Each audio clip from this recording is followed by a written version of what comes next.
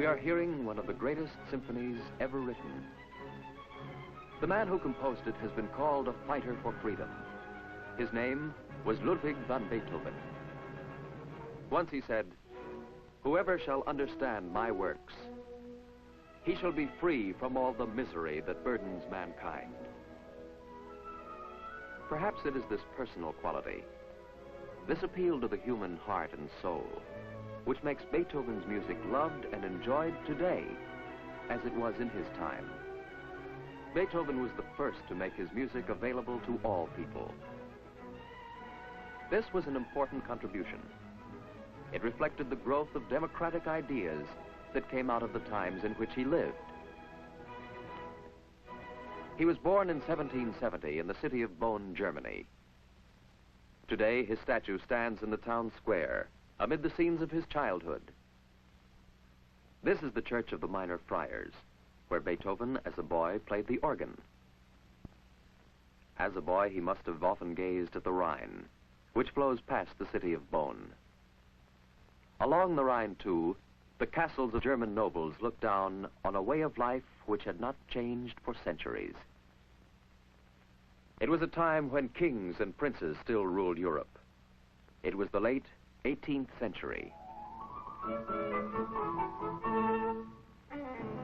Near the town of Bonn, the boy Beethoven often saw the great estates and palaces of the nobility.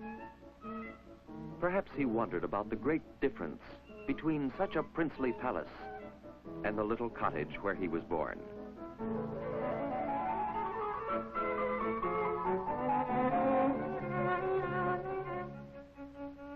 The little upper room where Beethoven was born is part of the plain whitewashed garret. And yet the family owned a piano. Beethoven's father, a court singer, taught the boy to play. At 10, he was taking lessons on the violin. In later years, he was to write many compositions for violin and piano, including his sonatas. The one we're hearing is the Violin Sonata Number 2, one of his earliest. As a young man, he left Bonn to seek a better living in Vienna. There, he spent the rest of his life. Vienna was the home of great composers. Haydn, master of classic music. And Mozart, the great genius of the 18th century. Like Mozart's music, Beethoven's early works reflect the classic tradition of balance and design, music that is often compared to the form and balance of classic architecture. Like Mozart, too, Beethoven wrote much of his music for wealthy patrons. In the palace of his patron and friend, Prince Lobkowitz, Beethoven often performed. The music he played was chamber music, written for the drawing room. In Beethoven's time, this might have been a setting for a performance of the Archduke Trio, one of his chamber works.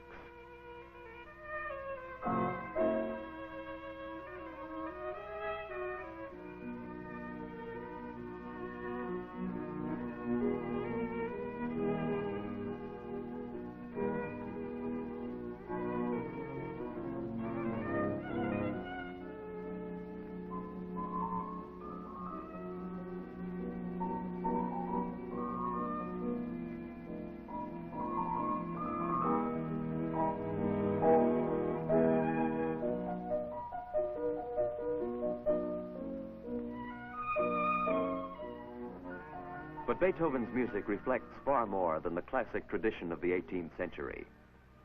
For this century was also a time of change.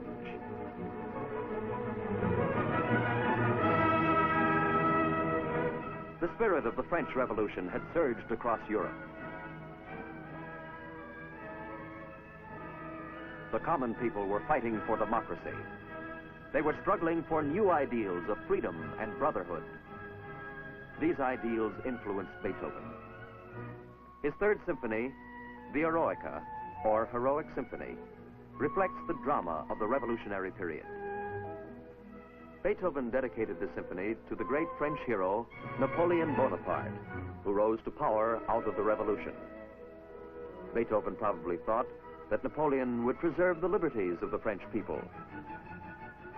When Napoleon became dictator instead, Beethoven denounced him. Some people believe that the real hero of the Eroica is Beethoven himself.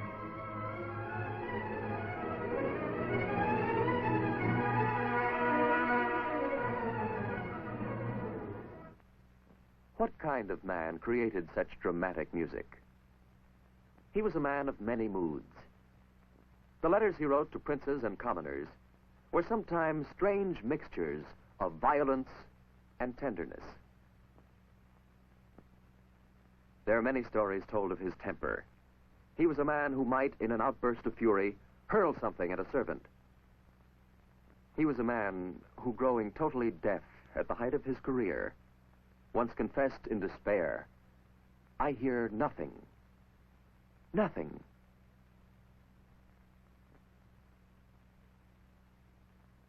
And yet, although he was deaf, there poured from his mind a torrent of music.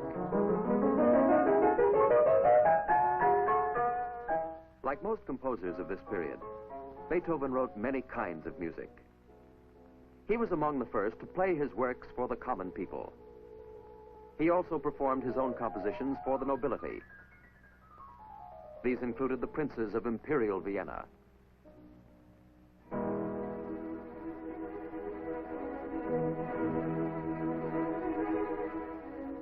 Here was music that caught the glory of the Austrian Empire. Here was music that reflected the struggles of people under the occupation troops of Napoleon.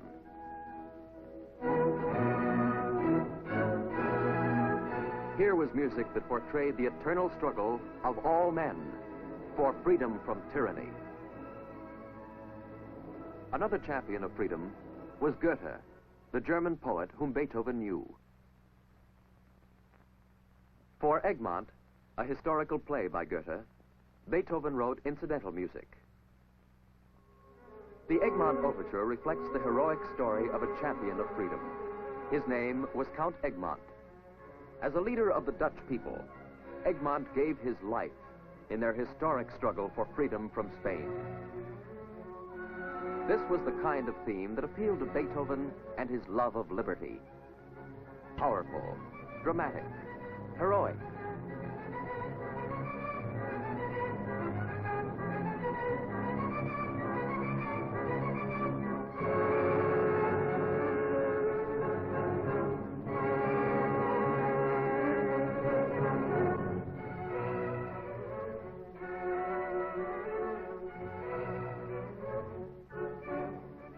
This is music that is quite different from the formal classic music of earlier times.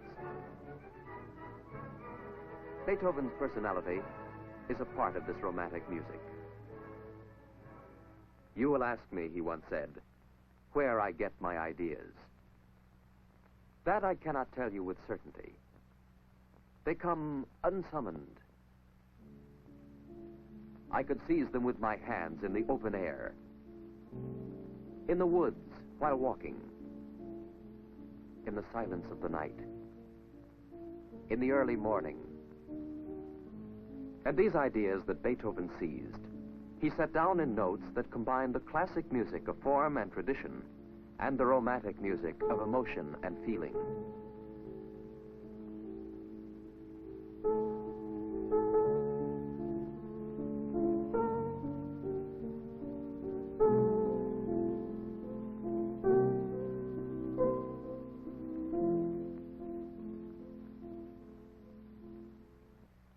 Here in a suburb of Vienna, Beethoven probably found inspiration for one of his greatest works, the Pastoral Symphony.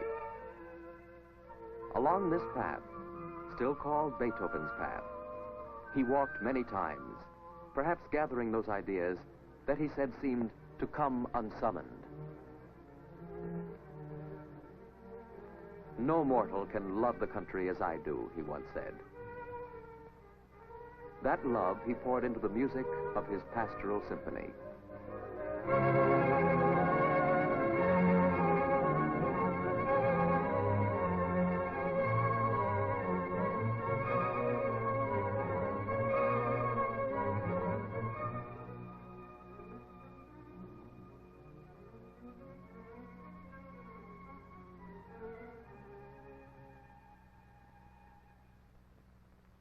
During his lifetime, Beethoven wrote 9 symphonies.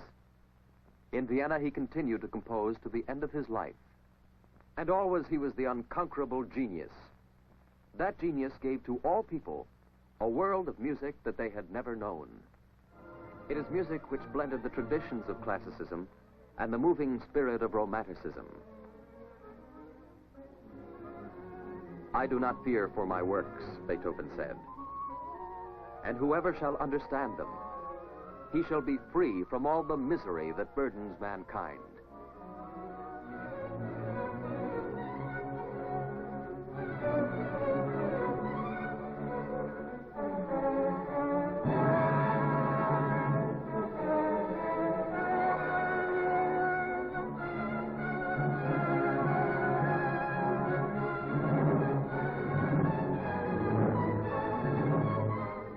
This is the music of Beethoven. Powerful, inspiring, majestic. Music for all people, for all time.